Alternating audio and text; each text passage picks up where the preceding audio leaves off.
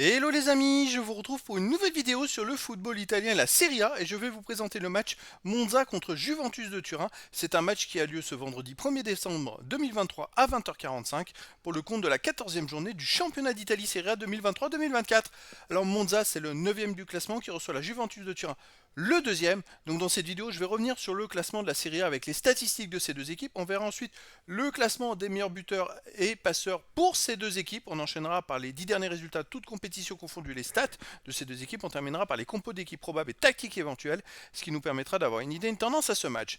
Pour ceux qui souhaitent voir ce match à la télé, sachez que vous pouvez le voir sur beIN Sport 1. Alors au classement, on a donc Monza qui est 9ème de Serie A avec 18 points en 13 matchs, 4 victoires, 6 nuls, 3 défaites, 14 buts marqués, 12 buts encaissés, plus de différence de but. Bon, il réalise plutôt un début de saison correct. La Juventus de son Turin de son côté est deuxième avec 30 points en 13 matchs, 9 victoires, 3 nuls, une seule défaite, 20 buts marqués, 8 buts encaissés, plus 12 de différence de but. Ils sont à 2 points du premier, l'Inter de Milan. Donc ils sont bien partis pour la course au titre.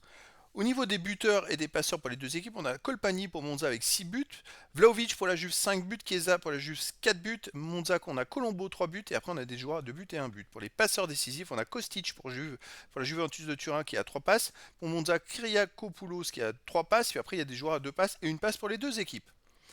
Les 10 derniers résultats, toutes compétitions confondues à Monza, effectivement, ils sont je trouve que c'est un classement plutôt correct. Et en fait, ça se justifie sur les 10 derniers matchs parce qu'ils ont fait 3 victoires, 6 nuls, seulement une défaite. 12 buts marqués, 7 buts encaissés, plus 5 de différence de but. En fait, ils ont perdu qu'une fois à Rome, 1 but à 0 sur les 10 derniers matchs.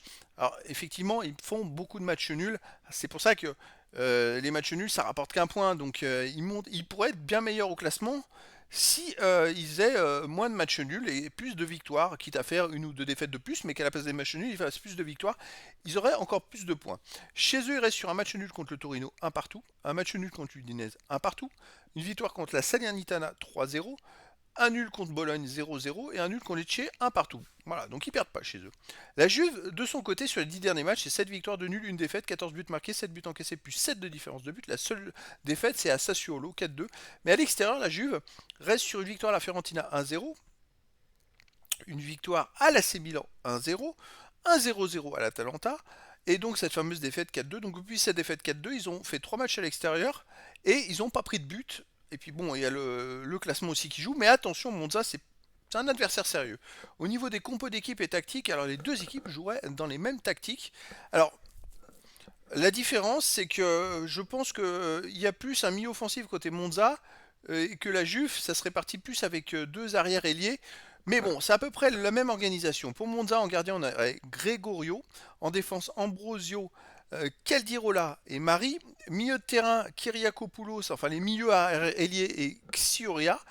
Haute milieu de terrain, Gagliardini, Pessina et milieu offensif Colpani, attaquant Mota et Colombo. Et pour la Juve, gardien 16-10, défense Rugani, Bremer, Gatti, milieu de terrain Kostic, Rabiot, Locatelli, McKennie, Cambiasso, attaquant Vlahovic et Chiesa. Donc voilà, décor est planté entre ces deux équipes. La Juve se bat pour le titre.